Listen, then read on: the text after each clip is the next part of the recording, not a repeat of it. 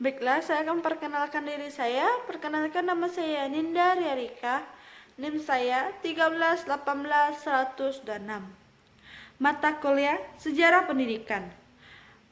Dosen pengampu mata kuliah Ibu Pipi Irwani MPD. Saya dari ekip PGRI Pontianak. Di sini saya akan menjelaskan materi tentang pendidikan dan pengajaran pada tahun 1950 sampai 1959. Baiklah, saya langsung ke materi. Pada tahun 1950 sampai 1959 dapat dikatakan era demokrasi liberal. Dapat dikatakan pada masa ini stabil politik menjadi sesuatu yang langka. Demikian dengan hal program yang bisa dijadikan tonggak. Tidak dapat dideskripsikan dengan baik karena selama demokrasi liberal sekitar 9 tahun telah terjadi 7 kali pergantian kabinet. Kabinet Thatcher yang terbentuk pada tanggal 6 September 1950 menunjukkan Dr. Bahdar Johan sebagai Menteri Pendidikan dan Pengajaran dan Kebudayaan. Mulai bulan April 1951, Kabinet Thatcher digantikan oleh Kabinet Sukiman yang menunjukkan Mr. Wong Sogonegoro sebagai Menteri Pendidikan, Pengajaran, dan Kebudayaan. Selanjutnya, Dr. Bahdar Johan menjabat Menteri Pendidikan dan Pengajaran dan Kebudayaan sekali lagi. Soewandi, Ki Sairiono, Magyorionoto, dan Prom Dr. Prijoyo. Pada periode ini, kebijakan pendidikan merupakan kelanjutan kebijakan menteri periode sebelumnya. Yang menonjol pada era ini adalah lahirnya payung hukum legal formal di bidang pendidikan, yaitu UUD, Pokok Pendidikan nomor 4 tahun 1950. Tujuan pendidikan didasarkan pada UUD nomor 4 tahun 1950 melalui UUD nomor 12 tahun 1954, yaitu untuk membentuk manusia susila yang cakap dan warga negara yang demokratis, serta bertanggung jawab tentang kesejahteraan masyarakat dan tanah air. Kurikulum yang digunakan adalah kurikulum tahun 1952, Sarjana Pembelajaran, yang merupakan proses penyempurnaan dari kurikulum sebelumnya. Tentu saja pencapaian tujuan yang berdasarkan pada UUD nomor 4 tahun 1950. Kurikulum ini mempunyai ciri khas tentang sistem pendidikan yang sudah mulai menanalisis serta yang harus memperhatikan isi pembelajaran yang berhubungan dengan kehidupan sehari-hari. Pendidikan dan pengajaran dibagi atas: 1. Pendidikan dan pengajaran taman kanak-kanak. Kedua, pendidikan pengajaran rendah. Ketiga, pendidikan dan pengajaran menengah. Keempat, pendidikan dan pengajaran tinggi. Keenam, pendidikan dan pengajaran luas. Dan di sini juga pada tanggal 17 Agustus 1950, Indonesia resmi kembali menjadi negara kesatuan Republik Indonesia. Dengan kembalinya negara kesatuan ini, maka terjadi pula penyusunan kembali kementerian-kementerian RIS. Kementerian Pendidikan dan Kebudayaan kini berpusat di Jakarta. dan Kebudayaan berpusat di Jakarta. Terdapat beberapa kebijakan mengenai sekolah rakyat tersebut, yakni kebijakan sekolah rakyat tingkat pusat. Kebijakan yang akan dilaksanakan oleh pemerintahan Indonesia yang dalam kaitannya berhubungan dengan murid-murid, yaitu tiap-tiap warga negara RI mempunyai hak yang sama untuk diterima menjadi murid suatu sekolah jika anak tersebut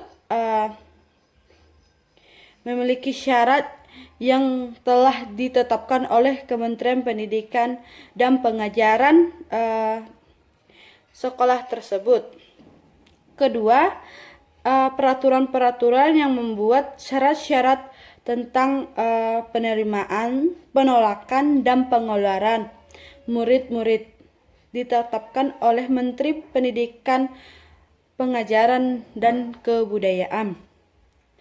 Ketiga, murid-murid yang pandai atau pintar namun tidak mampu membayar biaya sekolah dapat menerima sungguhan atau beasiswa dari pemerintah.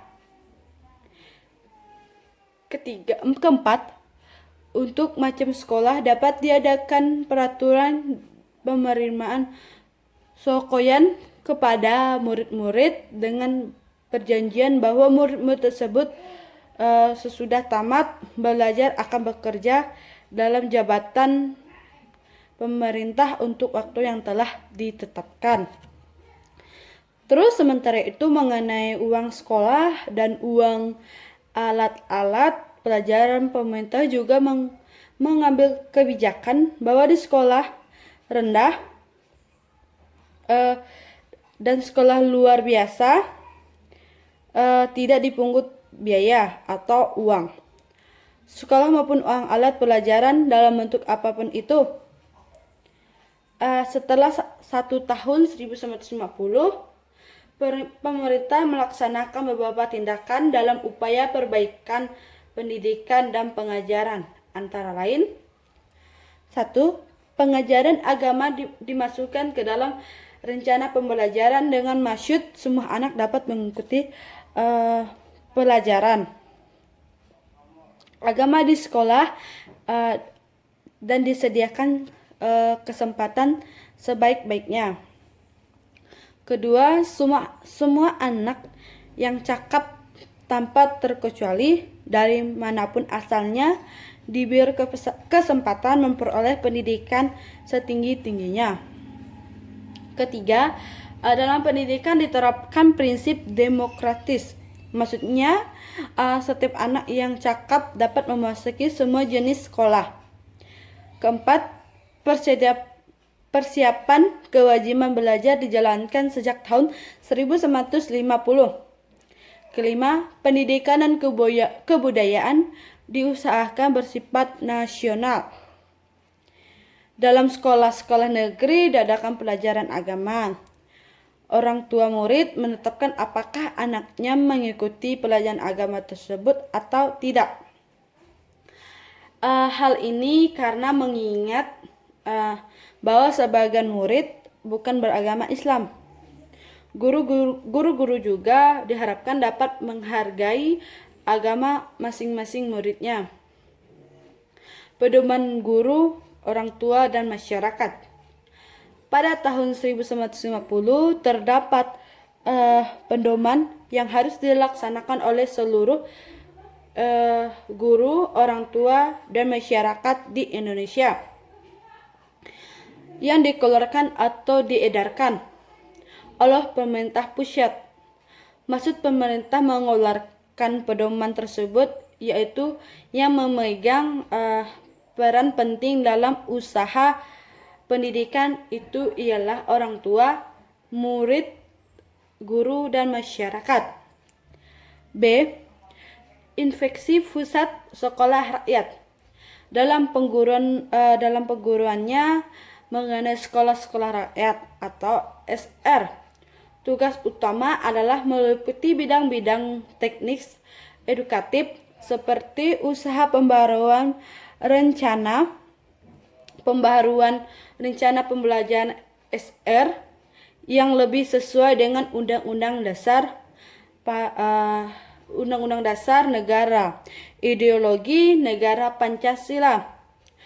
Pada umumnya, kegiatan inspeksi pusat sekolah rakyat meliputi 1.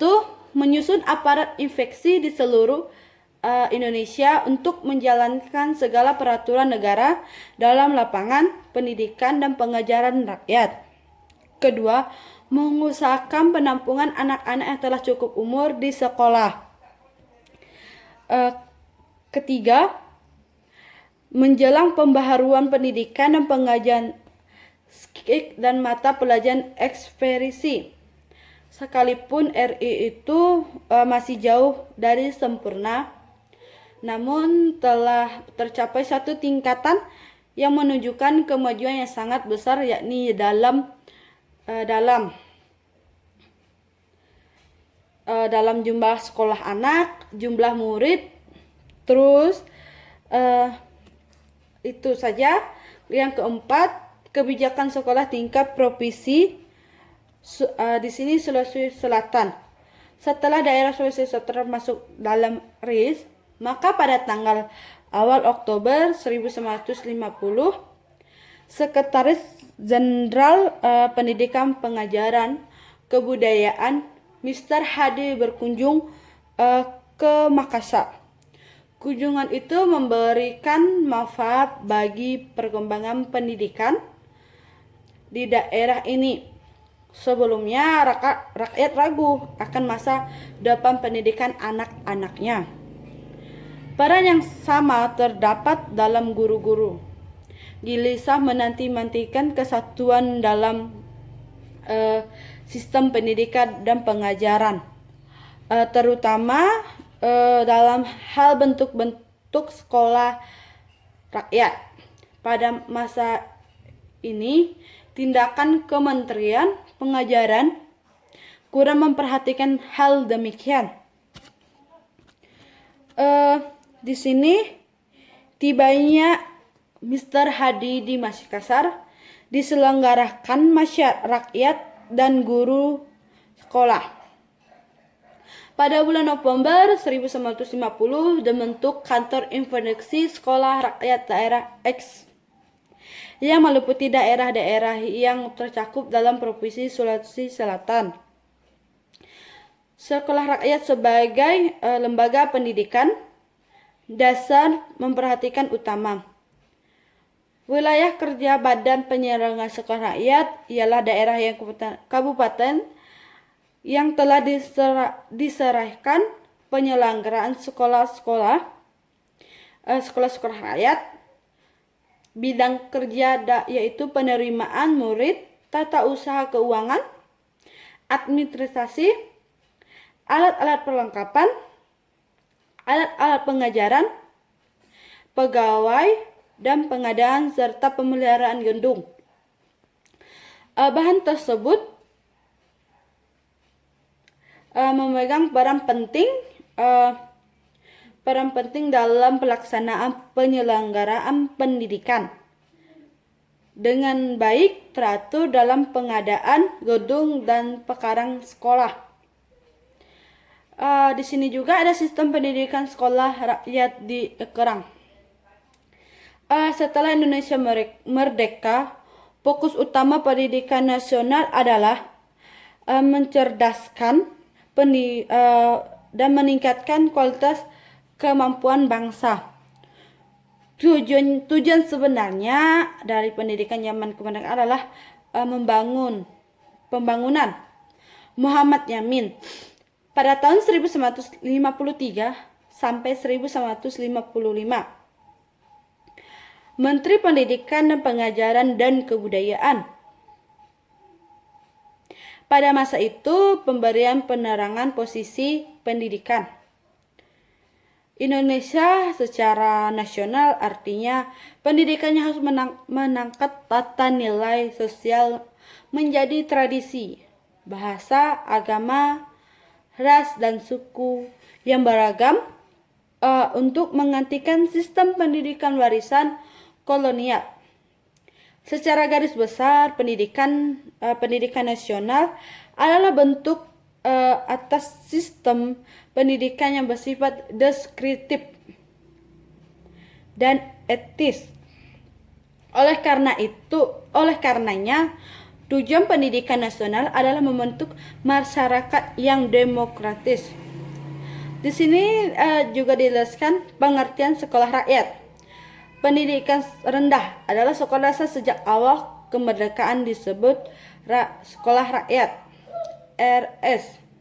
Lama pendidikan ini adalah semula 3 tahun menjadi 3 tahun. Tujuannya didirikan sekolah rakyat atau RS ini adalah meningkatkan taraf pendidikan pada masa sebelum kemerdekaan dan juga menampung hasrat besar dari kemerdekaan yang hendak bersekolah. Tujuan pendidikan sekolah rakyat ini maksudnya dari pendidikan dan pengajaran rendah atau sekolah rakyat meningkatkan Undang-Undang Nomor 4 Tahun 1950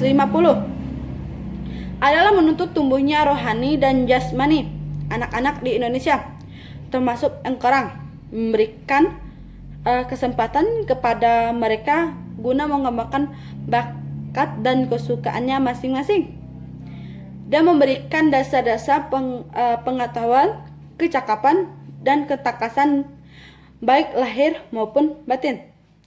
C. Guru rakyat. Pada tahun 1950 di Sulawesi Selatan telah terdapat sekitar 900 buah sekolah rakyat atau RS. Karena itu, pemerintahan meningkatkan mutu pendidikan. Perlu melakukan tenaga pengajaran. Prioritas pertama ialah calon guru RS, sekolah rakyat.